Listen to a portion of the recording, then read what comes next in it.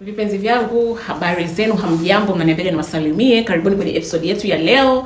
Na leo katika episode yetu, kama mnavyojua, kama kawaida, nataja watu 5 ambao waliwahi kucomment kwenye episode yetu iliyopita. Kwa hiyo kama unataka kutaja majina yako, una subscribe kwenye channel yetu ili nikipost uwe wa kwanza kuja kuangalia jamani. Na ukiingia una comment tu chat na kutaja jina lako kwenye episode inayofuata jamani.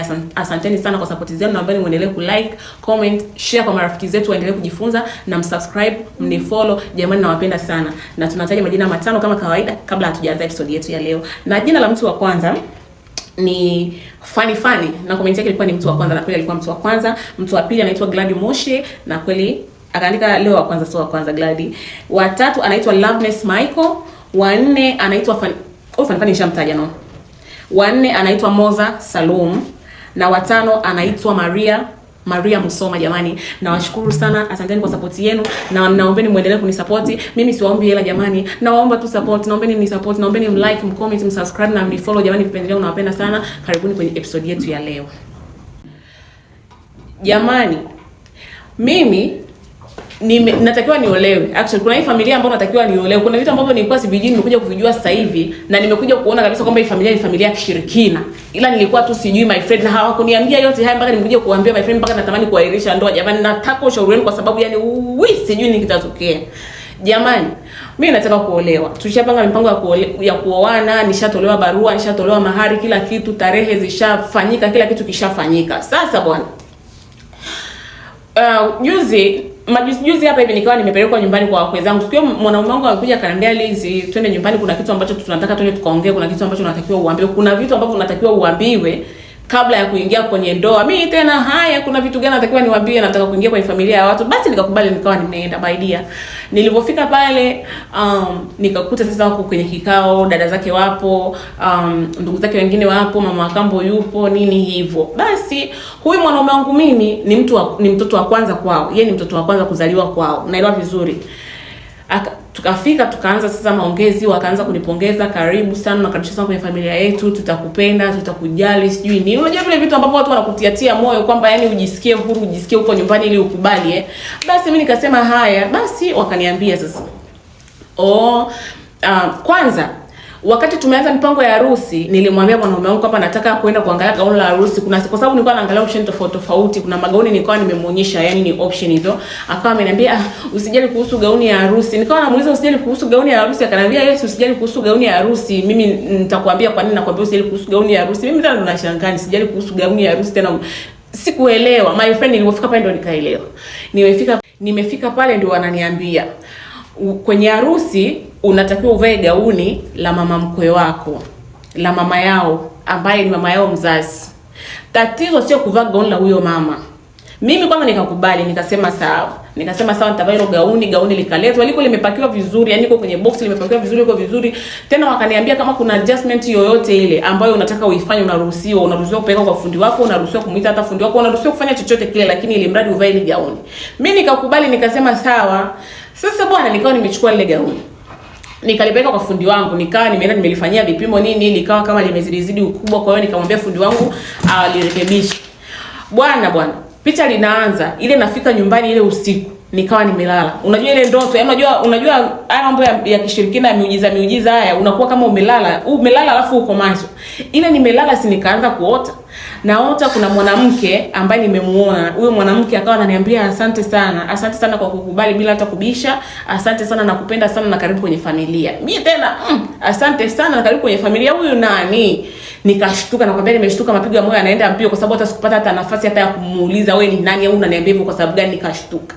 Nikawaza mwisho wa siku, nikasema amna, inawezekana tu nimeota ndoto hiyo, kwa sababu si unajua tena nimetoka kule kwenye utambulisho nini, inawezekana ndio hivyo. Basi kesho yake asubuhi nikawa fundi ameniita, akawa ameniambia kwamba wakati anataka kulishona lile gauni, wakati anataka kuanza kulishona, sindano ikavunjika. Sasa kuna sehemu ambayo akitaka kushona sindano zinavunjika, ndio ananiambia, dada, hii gauni nimeshona zaidi ya sindano 10 zimevunjika. Na sio kwamba eti zimevunjika kwa sababu hiyo sehemu ambayo anashona ni ngumu au nini. Hamna, ni sehemu tu ya kawaida, ni mwanzo tu pale anapotaka kuanza kuingiza sasa ili ashone. Ananiambia kila nikiingiza sindano zinavunjika. Ananiuliza, kwani dada, hii material ni material gani? Maana mimi naona ni material lakini za kawaida, lakini mbona haikubali kushona?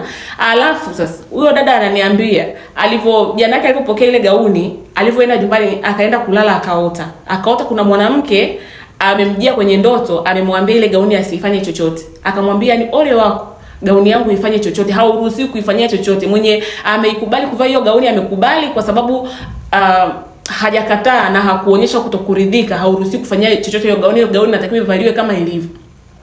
Nikamuuliza huyo mwanamke uliomuota yukoje? My friend ananielezea huyo mwanamke aliomuota. Huyo mwanamke ni mwanamke yule ambaye mimi nilimuota. Yuko vile vile, ni mweupe, ana nywele fupi, like huyo anapenda ni kama amekata nywele fupi kama zangu, zina mvi, kuna kama hivi mvi, kama kiduara cha mvi kiko kwa hapa hivi, yani hiyo ni alama kama kiduara cha mvi. Ndio yule nilomuota. Nikasema Mungu wangu, nikamwambia hapana, naomba hili gauni mimi nataka tulifanyie modification. Yule dada akanambia mimi mwenzangu, mimi hapana, mimi naona kama mambo ya ajabu. Yani mimi ni muote mtu afu nije nianze kufanya kazi sindano zivunjike. Akasema mimi sitaki matatizo. Nikachukua ile gauni nikaondoka nalo, nikaenda nikakaa nalo nyumbani. Nikawa nawaza mbona kama vitu vya ajabu vimeanza mapema, hili na kuaje? Nikasema nisimwambie kwanza mchumba wangu, kwa sababu sana namwambiaje mchumba wangu, ananiambia ni gauni la mamake, namwambiaje mchumba wangu kwamba eti gauni sisi nimeota vitu vya ajabu na fundi sindano zimevunjika. Nikasema no, ngoja kwanza nijaribu. Nikaenda, kwa sababu wakati naangalia options za nguo za harusi nilikuwa nimeshachukua namba za watu tofauti. Nikamtafuta fundi mwingine, nikampigia simu, nikamwambia kwamba nina gauni nataka uje urekebisha. Akaniambia sawa. Nikawa nimeichukua ile gauni nikampelekea yule dada. Sasa tulipofika kwa yule dada akalipima vizuri, akapima akaniambia hii gauni ni nzuri, hongera, nitakurekebishia vizuri. Haya, nikawa nimemwachia pale. Akaniambia gauni kwa sababu leo umekuja jioni, hii gauni nitaianzia kazi kesho. Nikamwambia sawa. Basi usiku sasa nikaenda nikalala. My friend, yule mwanamke nikamuota. Yule mwanamke ananiambia Lizzy, kwa nini unakuwa mjeuri? Hiyo gauni nimeshawaambia msirekebishe, msifanye chochote. Hiyo gauni inatakiwa ivaliwe hivyo hivyo. Hiyo gauni ilikuwa inavaliwa kama ilivyo, na tangu inaanza kuvaliwa mpaka leo inatakiwa ivaliwe kama ilivyo, haitakiwi kurekebishwa. Nikamuuliza kwani wewe nani? Akaniambia mimi ndio mwenye hiyo gauni na wewe umeikubali hiyo gauni. Kama ungekuwa unataka marekebisho ungeongea pale, lakini umeichukua hiyo gauni, kwa nini unataka kuja kuiharibu? Hiyo ni gauni yangu, niliiona nikaipenda na nataka iendelee kuvaliwa, sitaki iharibike kwa sababu nataka vizazi na vizazi vivae hiyo gauni. Namuuliza kwani wewe nani? Yani kwenye hiyo familia wewe ni nani my friend? Nimeamka na kwambia moyo unaenda mbio, naogopa. Nikakaa kwanza kitandani nikasema makubwa, sasa haya ni miujiza. Nikasema nisubiri kesho yake asubuhi nione kama yule fundi naye atanipigia kuniambia kitu kibaya. My friend, hata kukucha saa 11 yule dada anipigia simu, "Halo Lizzy, samahani naomba uje." Yani asubuhi tu, mimi nafunguaga saa 3, lakini naomba saa 1 asubuhi nikukute pale ofisini kwangu. Namuuliza unikute ofisini kwako saa 1 kuna shida gani? Ananiambia yani naomba nikukute ofisini kwangu. My friend, saa 1 asubuhi kabidi niwashe gari niende. Nilivofika pale my friend, yule dada nikamkuta yuko nje akasimama na box ya lile gauni. Akaniambia Lizzy, chukua gauni yako. Namuuliza chukua gauni yangu imefanya? Ananiambia chukua gauni yako, sitaki kuiona gauni yako ofisini kwangu, sitaki matatizo. Namuuliza shida nini? Ananiambia sitaki, yani sitaki, kama una kazi nyingine na njoo nipe kazi nyingine, lakini kazi ya ile gauni my friend sitaki kuifanya. Hakuniambia chochote. Ikabidi nichukue ile gauni niondoke nayo. Ndio ikabidi sasa nimpigie mwanaume wangu. Nikampigia mwanaume wangu simu, nikamwambia njoo, nataka kuongea na wewe. Akawa amekuja, amefika, ananiuliza Lizzy nini. Kwanza alivyoniona tu nahisi akajua kuna kitu kibaya, kwa sababu hapo nilikuwa naogopa, nilikuwa natetemeka, kwa sababu nishajua kwamba ile gauni sio gauni ya kawaida. Nikamwambia, akaniuliza nini, mbona kama unaonekana na wasiwasi? Ndio nikamsimulia vitu vilivyotokea. Akaguna kwanza, afu akainama chini. Namuuliza mbona kama umeguna? Yani unajua ile mguno aloguna ni mguno wa kwamba ni kitu anakijua, kwa sababu yani ule muonekano wake, the way alivyoniangalia, sio kwamba eti ni kitu ambacho alikuwa akijui, ni kitu ambacho alikuwa anakijua.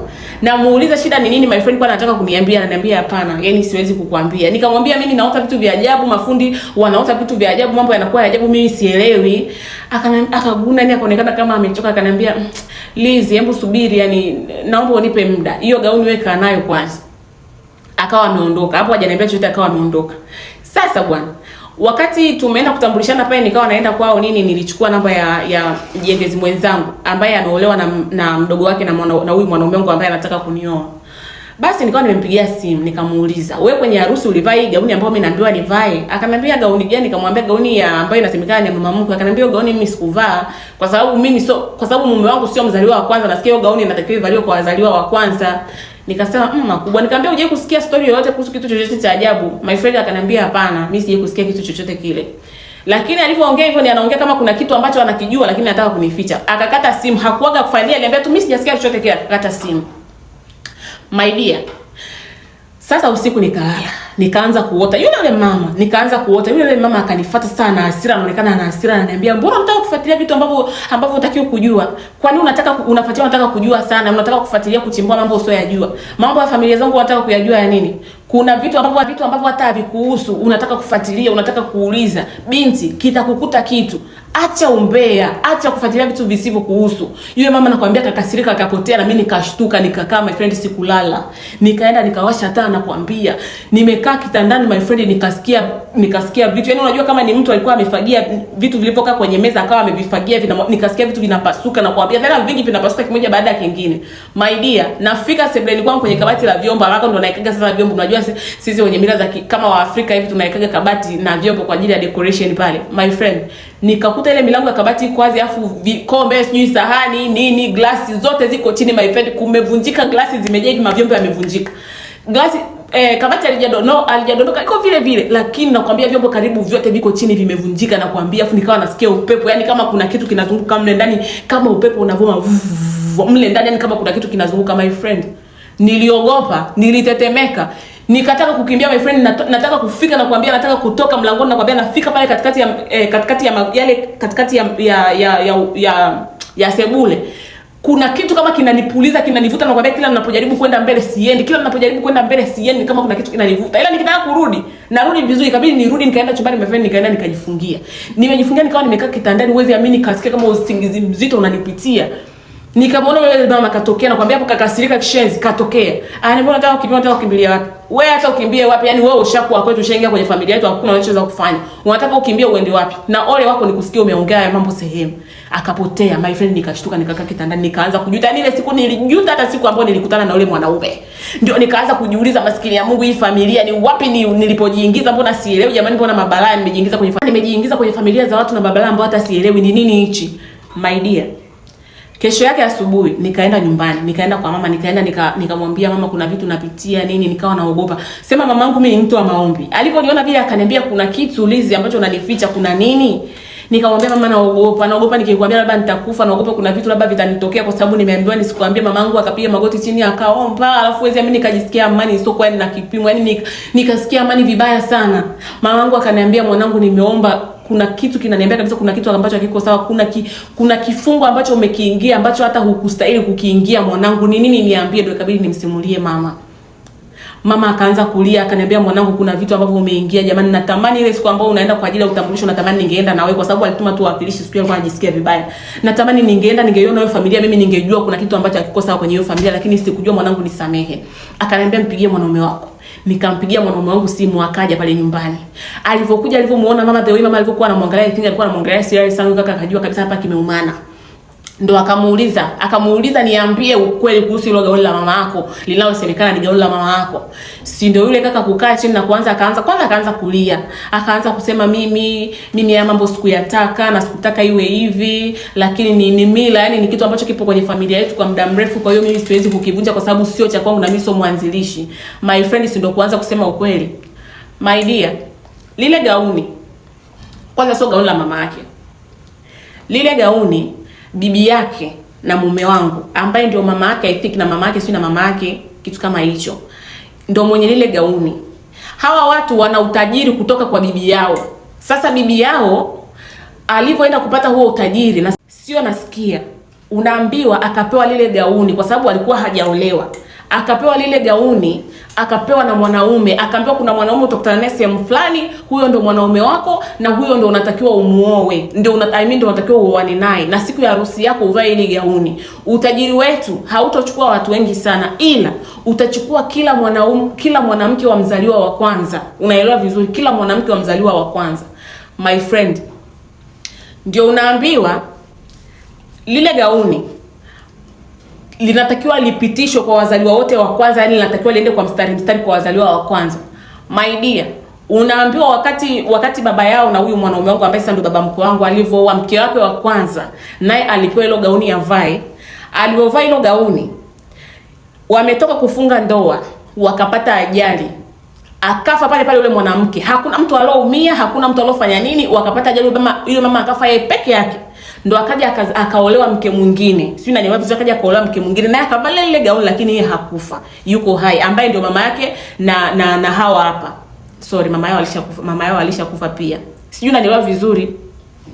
Sasa huyu kaka ambaye ni mwanaume wangu mimi, kitu ambacho mimi hakuniambia, kumbe alikuwa kashaoa mke wa kwanza. Alioa mke wa kwanza, akavaa lile gauni, akafa. Naye unaambiwa alikufa kwa sababu alikuwa mjamzito wakati anaolewa, alikuwa mjamzito. Kwa hiyo yani walifunga ndoa, akaamua kufunga ndoa haraka ili mtoto azaliwe ndani ya ndoa. Unaambiwa mimi ilikuwa sio na miezi 8 miezi 9 kasoro. Yani hiyo siku ambayo wamefunga ndoa haikuisha hata wiki, dada akasikia uchungu, akapelekwa hospitali, kila kijaribu kuzalishwa wapi, njia inafunguka lakini mtoto hataki kutoka, mpaka dada akafa. Ndo akakaa kidogo, yani akakaa kama miaka 2, akaja kunipata mimi. Sasa ndo akaja kunipata mimi, ndio anataka kunioa na mimi natakiwa nivae hilo gauni. Nikamuuliza, kama hili gauni mtu ambaye anatakiwa kulivaa anatakiwa afe na walolivaa washakufa, kwa nini bado wake wengine wakija kuolewa kwenye familia yenu wanatakiwa walivae hili gauni? Akaniambia mimi sijui yani, kwa sababu mimi sijaambiwa vizuri. Mimi kimoyoni nikasema no, lazima kutakuwa kuna kitu ambacho ananiambia. Hata mama akamwambia huo sio kweli wote, kuna kitu mnaficha, kwa sababu haiwezekani kama lengo lenu ni kumchukua mwanamke wa kwanza na mwanamke wa kwanza kashakufa, lakini akija mwanamke mwingine naye pia mnamlazimisha avae ile gauni, basi kuna kitu. Mwanaume akakataa, akasema hapana. Mama akamwambia ile gauni mtoto wangu avae. Kwanza na ndoa haifanyiki.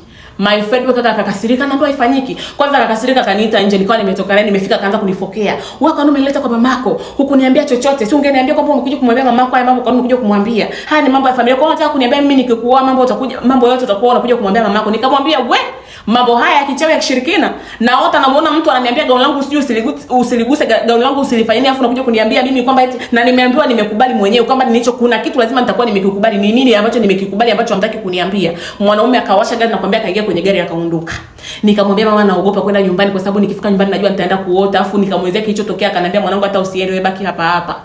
Nikamwambia mama, nalala na wewe. Ikafika usiku, nakwambia tukawa tumeenda kulala sasa mimi na wewe.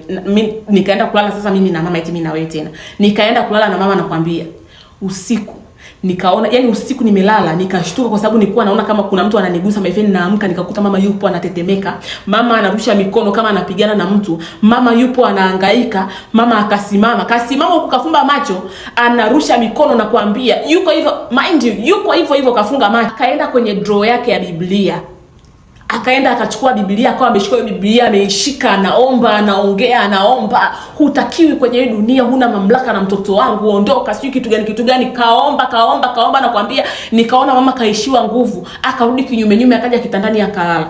Alafu alivyolala hazikupita hata dakika 2 akashtuka, akaamka.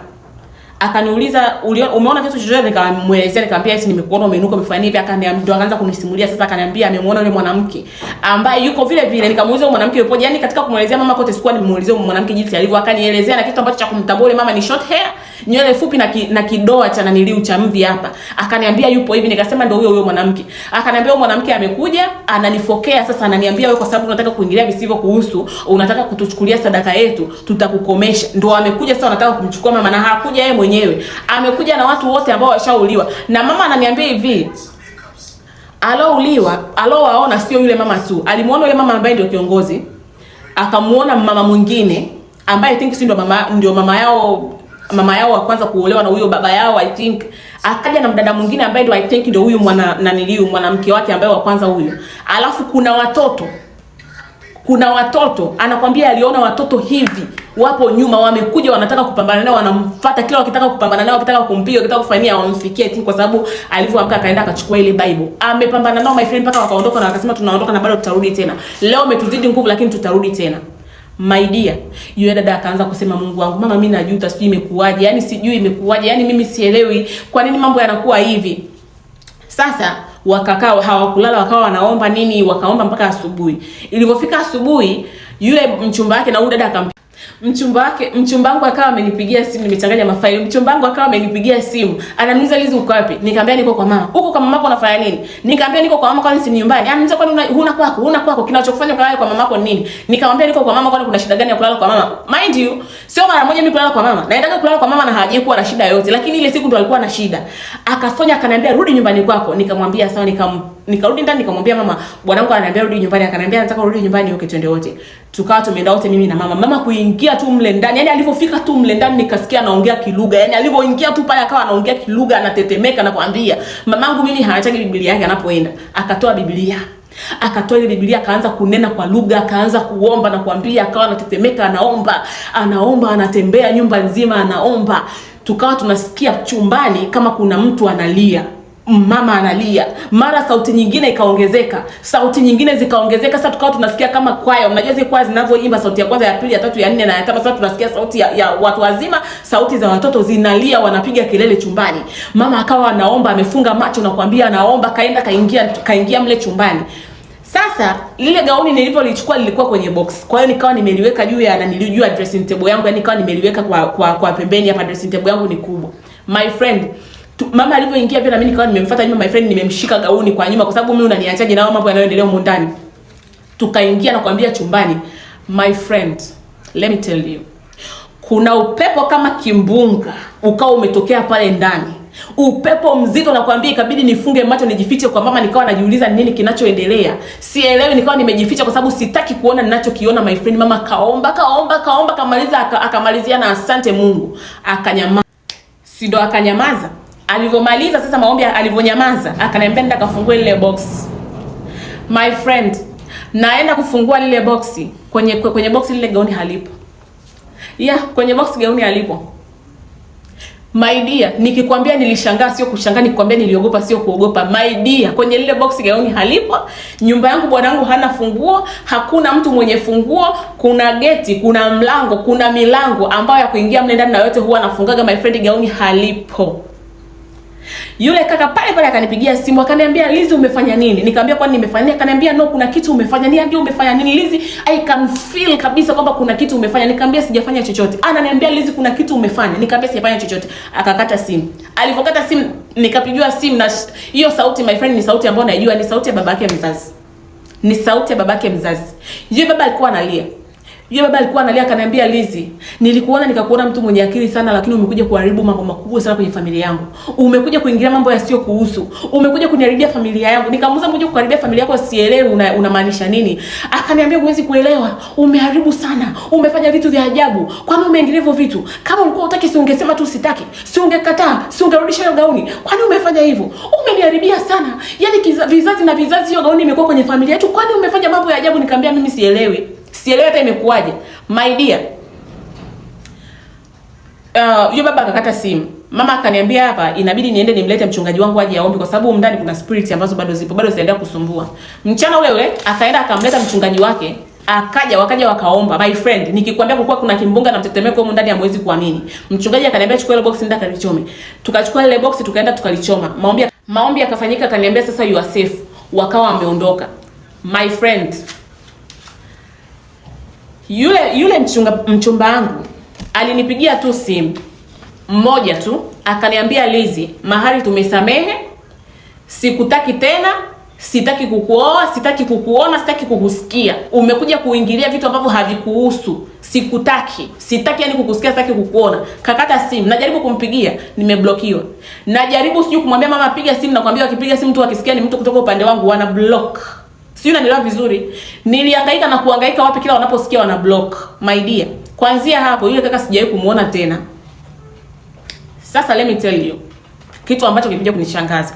Siku hiyo nikamwambia mama, twende tujaribu kwenda kwenye ile familia. Mama akaniambia unataka kuingilia vitu ni mazito, hiyo nyumba ina mazito sana. Yaani hiyo familia ina mambo mazito sana ambayo huwezi kuelewa. Alafu hiyo bato ya kiroho hiyo ni kubwa sana ambayo huwezi kuifanya, na wewe haupo vizuri kiroho. Kwa hiyo sitaki kwenda kufanya mambo yasioeleweka. My dear, siku hiyo ndio nikangangania nataka kwenda mwenyewe. Nikamwacha mama nyumbani, nikawa nime drive nimeenda. My friend, sio kwamba sijui njia kwa sababu alikuwa onshe kwenda.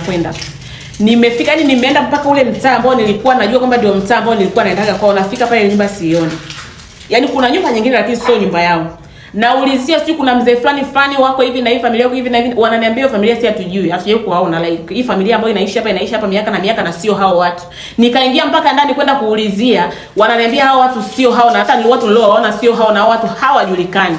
Sio, unanielewa vizuri? Nikienda kazini kwa yule kaka. Nikaenda kazini mpaka kazini kwa yule kaka. Nikaambia yule kaka hataki kuniona. Tumeachiwa maelezo tena mlinzi getini. Tumeachiwa maelezo kwamba hautaki kufika hapa.